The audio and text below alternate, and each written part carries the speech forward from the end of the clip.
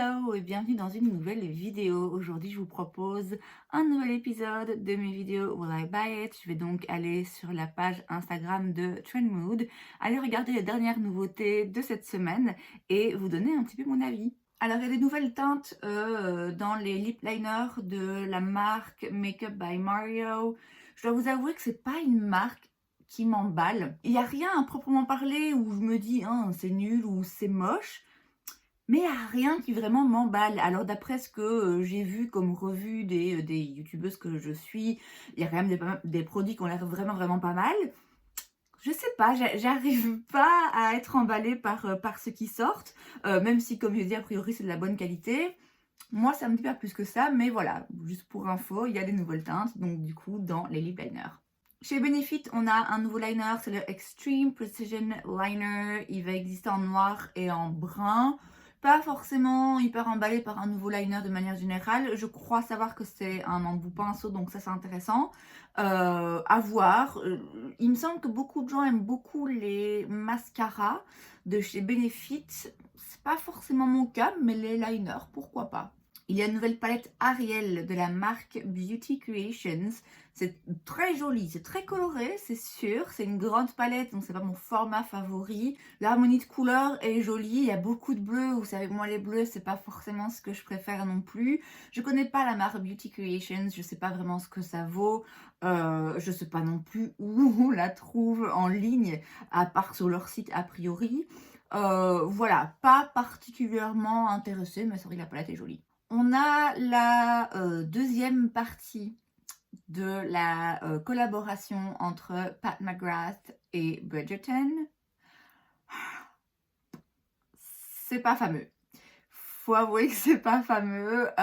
J'ai vu quelques revues, enfin quelques youtubeuses que je suis donner leur avis sur cette deuxième partie de collection et elles pensent la même chose que moi, c'est-à-dire c'est quoi?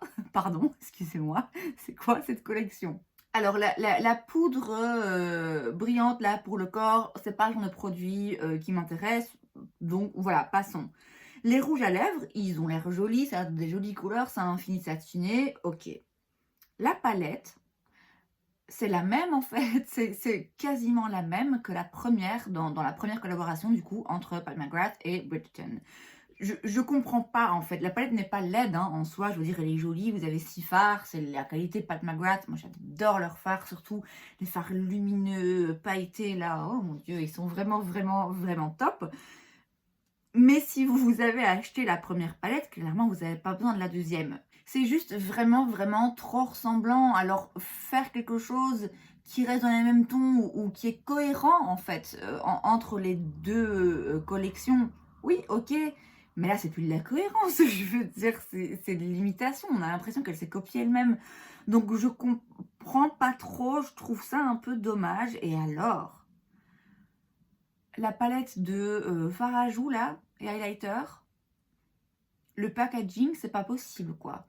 Pat McGrath, c'est une marque qui est chère. Alors certes, je vous l'ai dit, hein, moi j'ai une palette, une Mothership que j'adore, qui est vraiment magnifique, qui a une qualité de fard, qui a des textures tellement particulières, ça coûte cher. Moi, ça ne me dérange pas parce que voilà, je suis vraiment une passionnée de make-up, que j'adore ça, surtout quand ça brille. Et aussi parce que cette palette en particulier, les Mothership, c'est vraiment un packaging de qualité vraiment supérieure. Quand vous achetez le produit, quand vous le voyez, quand vous le tenez, vous vous rendez compte que votre argent part certes dans la qualité des fards, mais aussi dans l'expérience luxe. Vous voyez ce que je veux dire? Là, en fait, où part mon argent? Quand je reçois un packaging en carton, alors la qualité des fards à joues est peut-être, mon Dieu, fabuleuse, mais c'est dans du carton.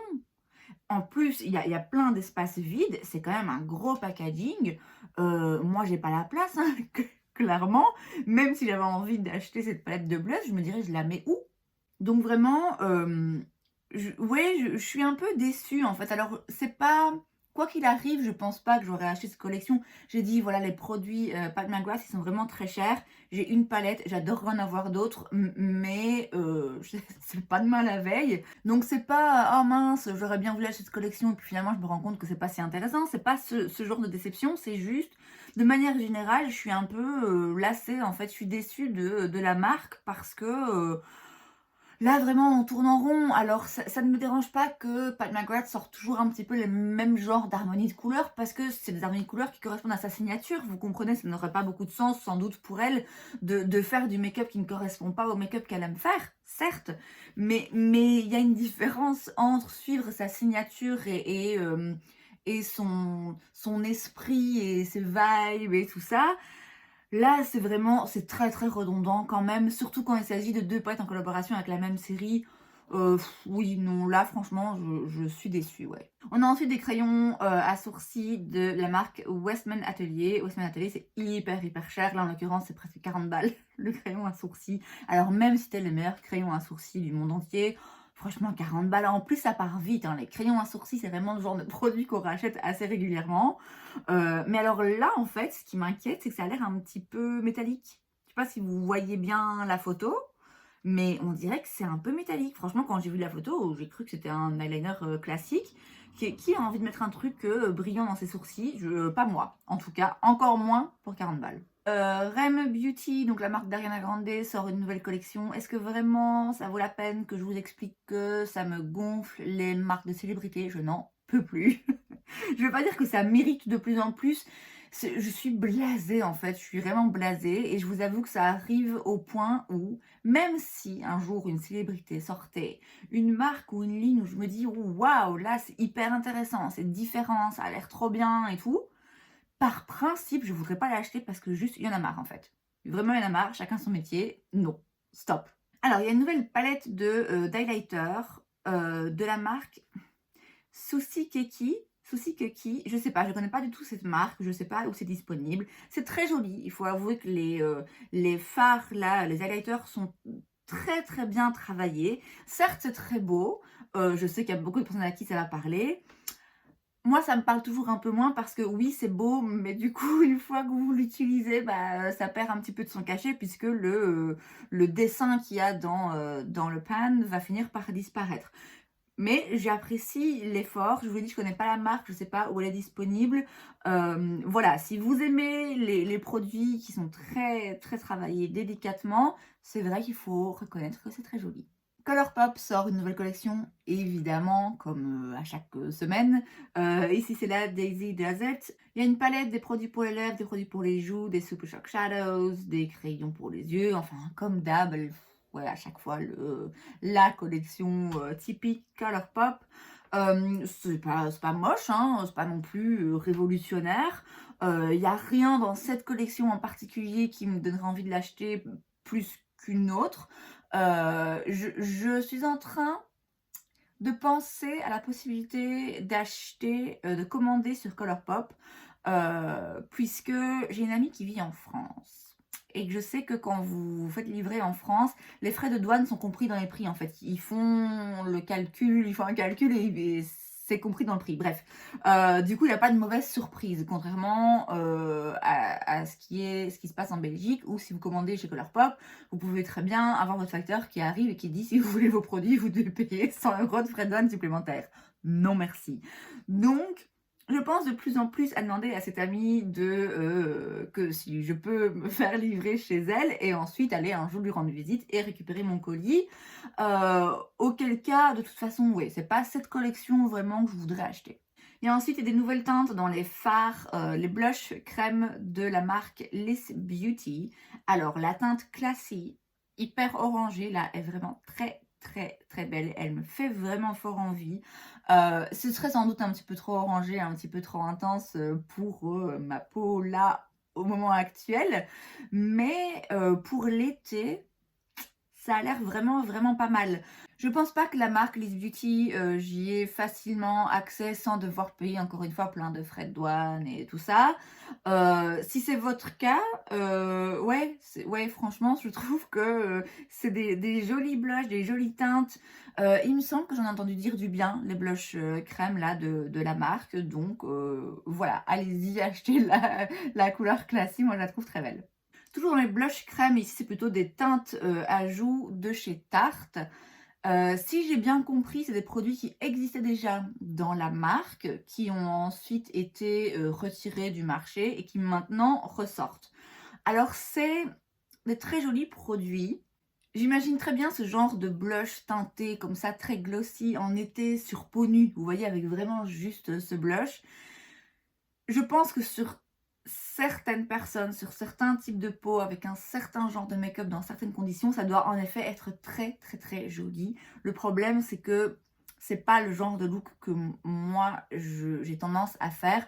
Moi j'aime plutôt les hautes couvrances et le make-up un peu plus chargé, encore que là aujourd'hui c'est pas le cas, mais en tout cas pour le teint, j'aime bien que ce soit couvrant et bien travaillé. Et ça, c'est un truc un peu plus naturel qui va pas forcément avec le teint, genre de teint que j'aime faire. Donc ça n'aurait pas beaucoup de sens pour moi d'acheter ce produit, mais je dois dire que ça a l'air d'être un fini très très joli et très, ouais, très été quoi. Il y a une nouvelle crème pour le corps dans la marque Sol de Janeiro. Sol de Janeiro, leur crème de base, l'original, Bum Bum Cream. C'est la meilleure odeur du monde entier. Je suis toujours curieuse hein, de sentir leurs produits parce qu'ils ont quand même vraiment des odeurs hyper intenses, mais vraiment tellement enivrantes. Donc je serais curieuse de sentir cette odeur en particulier, mais j'ai beaucoup de crèmes pour le corps en ce moment qu'il faut que je termine, donc ce sera pas pour maintenant. Il y a une nouvelle teinte dans les gloss Fenty dans la gamme Heat. Ce sont donc les gloss qui font gonfler un petit peu les lèvres. J'ai pas essayé cette gamme en particulier. J'ai les Gloss Bomb, les classiques. J'en ai aussi un en version cream, donc ils sont un petit peu plus opaques et sans paillettes. Cette gamme Heat en particulier, je l'ai jamais testée. Je suis pas particulièrement curieuse. La couleur est jolie, très tendance. Mais ouais, la gamme Heat, je suis pas particulièrement intéressée pour le moment. Il y a des nouvelles poudres illuminatrices chez Essence. Je vous avoue que à voir la photo là, ça a l'air un peu poudreux, un peu sec, pas très lumineux, pas ouf. Là comme ça, quand je vois l'image, ça me donne pas envie. Essence, c'est vraiment qui tout double, hein. J'ai des produits de la marque que j'adore. Une palette d'highlighter d'ailleurs qui coûte 5-6 € et qui est mais juste magnifique. Il y a aussi des produits de la marque que j'ai essayé et qui étaient vraiment, vraiment pas ouf. Donc voilà, après à voir, à essayer, mais a priori ça m'emballe pas. Il y a une nouvelle version du spray All Nighter de chez Urban Decay, c'est avec du cactus, de la vitamine C. Alors j'adore le spray All Nighter, j'ai d'ailleurs mis aujourd'hui sur mon visage pour fixer mon make-up. Je suis pas sûre d'avoir besoin d'une autre version du All Nighter, celui que j'ai me convient parfaitement. Il y a des nouveaux produits chez Charlotte Tilbury dans la gamme Pillow Talk. Il y a des blushs, des highlighters, mascara, palettes, il y a un petit peu de tout. Les produits de la marque Charlotte Tilbury que j'ai, je les adore. Je dois avouer que je les aime vraiment, vraiment beaucoup. Le truc en fait, c'est que la marque est assez chère et que du coup, si j'achète quelque chose, je dois vraiment m'assurer que c'est quelque chose que je vais aimer et que je vais utiliser. Je sais qu'ils ont des blush wands qui sont dans le même packaging que leur contour wand que j'adore, qui sont donc des blushs mais très lumineux. Apparemment, tout le monde les adore. J'ai déjà été tentée par curiosité de me dire allez, je testerai bien quand même. Le truc c'est que moi j'aime pas les blushs lumineux. Alors j'entends des gens dire que même s'ils n'aiment pas les blushs lumineux, ils aiment bien ce produit là parce qu'il est vraiment très joli, très naturel. Mais ça m'embête un peu en fait de dépenser 30 € pour un produit qui a priori n'est pas un produit qui est censé vraiment m'intéresser. Donc voilà, ici je vais garder un œil ouvert pour voir un petit peu les revues des autres personnes, voir un peu ce que les autres en pensent. Voilà, c'est bon à savoir, c'est toujours emballant d'avoir des nouveaux produits Pillow Talk. Il y a ensuite une nouvelle palette chez Tarte dans leur gamme Amazonian Clay. Donc c'est une formulation de blush que j'ai déjà, j'en ai un que j'aime beaucoup. Et là je dois vous avouer que la palette me dit bien. Alors moi les palettes teint, pas vraiment mon fort, hein, je les oublie en fait, je les perds dans mes tiroirs. Celle-là, elle est vraiment très jolie. En fait, c'est des couleurs de blush que j'ai l'impression que j'ai pas et ça, c'est quand même assez rare. Donc je pourrais être intéressée. Ça coûte 28 $, donc oui, a priori moins de 30 € pour 3 blushs, c'est franchement pas du vol. Ce qui me fait hésiter, c'est le fait que ce soit une palette. Alors, ça peut paraître un petit peu bête, mais si c'est quelque chose d'assez compact, je serais plus encline à l'acheter en me disant bon bah ça va rentrer dans mes rangements blush et voilà, je vais penser plus souvent à l'utiliser. Si c'est une palette un petit peu plus grande, là, ça m'intéressera moins. Mais oui, curieuse quand même de la voir en magasin et de voir vraiment les couleurs parce que ça m'a l'air assez intéressant pour une fois. On a des nouveaux produits dans la gamme Waterbank de chez La Neige. Alors j'ai une crème, une crème hydratante dans cette gamme que mon Dieu, j'adore. Ici, c'est hyaluronique bleu, donc vous avez un gel hydratant, une crème hydratante, un sérum, une crème pour les yeux. Je suis pas forcément en demande de nouveaux produits pour la peau, mais pareil, je vais garder un œil quand même, écouter un petit peu ce que les autres en pensent. On a ensuite un nouveau Air Wrap de chez Dyson. Ça me fout les boules, c'est 600 balles. C'est 600 balles et puis après vous avez des embouts que vous pouvez acheter individuellement pour 40 balles. Donc si vous voulez tout le truc, ça va vous revenir à près de 1000 € quoi. Qui a 1000 € pour un accessoire pour les cheveux? J'ai du mal à comprendre. Alors, j'essaye de rester zen. A priori, chacun dépense son argent comme il veut, effectivement. Si moi, je trouve que 600 € pour un accessoire pour cheveux, c'est très cher, il y a sans doute plein de gens qui penseraient que 50 € pour une palette pour les yeux, c'est très cher aussi, d'autant plus que j'en ai plein, ok? Donc, il n'est pas question pour moi de dire aux gens comment ils doivent dépenser leur argent ou de juger de ce qui est décent ou indécent, ok?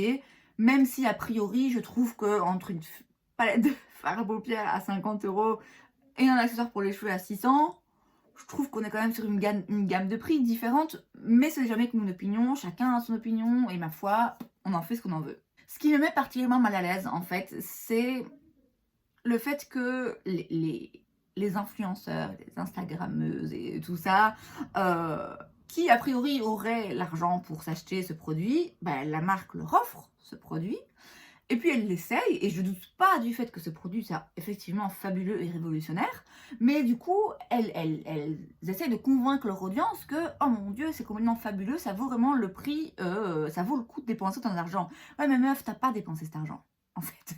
On te l'a offert, le truc. Et peut-être même qu'on t'a payé pour en faire la pub. Donc à un moment donné, en fait, alors encore une fois, hein, je juge pas et chacun fait ce qu'il veut et c'est aussi au consommateur à prendre ses responsabilités et à se poser la question, est-ce que j'ai besoin de ce produit, est-ce que je peux me le permettre ou pas? C'est juste qu'à un moment donné, j'ai l'impression qu'on dépasse de plus en plus les limites et franchement, quand même, 600 € pour un produit pour cheveux, oui, pour moi, c'est trop. Voilà, je trouve que c'est trop. Maintenant, si ça vous intéresse, ça vous intéresse. Et je dis pas non plus que les influenceuses qui utilisent ce produit l'ont forcément eu gratuit et vous mentent et essaient de vous voler. Pas du tout, hein. Voilà, juste, je trouve que ça commence à faire un peu beaucoup. Ça me met un peu mal à l'aise.